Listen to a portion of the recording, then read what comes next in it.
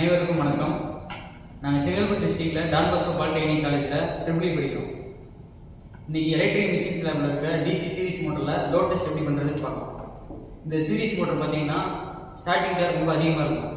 அதனால் lift, crane, electric train, elevator இதெல்லாம் அதிகமாக யூஸ் பண்ணுவோம். சீரிஸ் மோட்டாரை ஸ்டார்ட் செய்ய 2 பாயிண்ட் ஸ்டார்டரை பயன்படுத்துகிறோம். 2 பாயிண்ட் ஸ்டார்டர் ஆனது மோட்டாருக்கு கரண்டை லிமிட் செய்து அனுப்ப உதவுகிறது. இதில் 2 தன்மைகள் உள்ளன, அவை லைட் மற்றும் field.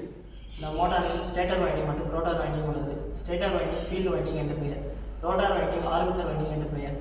Field வைண்டிங்கிற்கு armature winding சீரிஸாக connect செய்திருப்பதால் இது சீரிஸ் மோட்டார் என்று அழைக்கப்படுகிறது. சீரிஸ் மோட்டாரின் சர்க்யூட் டயக்ராமில் கொடுக்கப்பட்டுள்ளதை போல் டிசி சீரிஸ் மோட்டாரினை கனெக்ட் செய்து கொள்ள வேண்டும். முதலில் சீரிஸ் மோட்டாரின் ஸ்டார்டிங் டார்க் அதிகமாக உள்ளதால் ஒரு குறிப்பிட்ட அளவு லோடானது அப்ளை செய்யப்படுகிறது. இப்பொழுது டிசி 2 பாயிண்ட் ஸ்டார்டரை சிறிதாக அப்ளை செய்யும் போது மோட்டருக்கு ஸ்டார்டிங் கரண்டானது லிமிட் செய்யப்பட்டு மோட்டரானது அதனுடைய ரேட்டட் ஸ்பீடில் சுற்ற ஆரம்பிக்கிறது.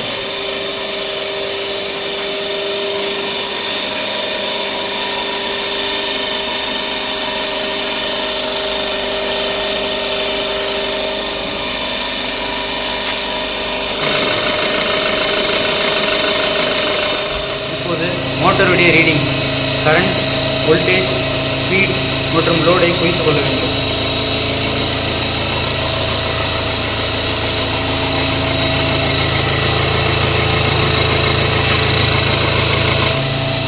இதேபோன்று மோட்டரின் லோடை ரேட்டட் கரண்ட் அடையும் வரை இன்க்ரீஸ் செய்து மீட்டரின் ரீடிங்களை குறித்து கொள்ள வேண்டும்.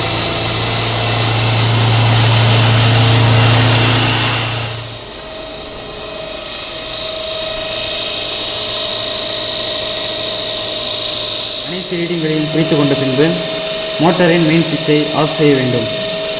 அப்போது ஸ்டார்டர் ஆனது பழைய பொசிஷனுக்கு வந்துவிடும்.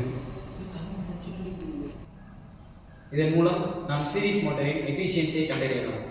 நன்றி, வணக்கம்.